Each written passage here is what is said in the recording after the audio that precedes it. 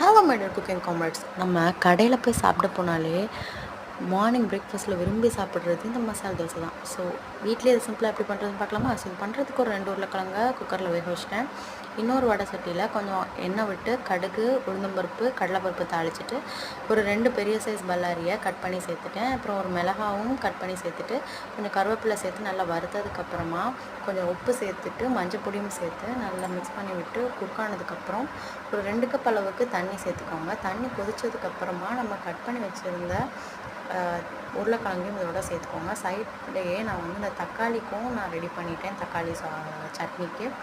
So அதுக்கு வந்து தக்காளி, வெங்காயம், மிளகாய் எல்லாமே அரைச்சிட்டு அதை தாளித்து ஓரமாக எடுத்து வச்சிட்டிங்கன்னா ரெடி ஆயிடும். இந்த தண்ணியில் நம்ம உருளைக்கிழங்கு ஆட் பண்ணதுக்கப்புறமா கடலை மாவை வந்து தண்ணியில் கரைச்சி மிக்ஸ் பண்ணி விட்டு ஒரு 10 மினிட்ஸ் கொதிச்சதுக்கப்புறம் மல்லியில் தூவி இறக்குனீங்கன்னா உள்ளே வைக்கிற ஒரு பூரி மசாலா ரெடி ஆயிடும்.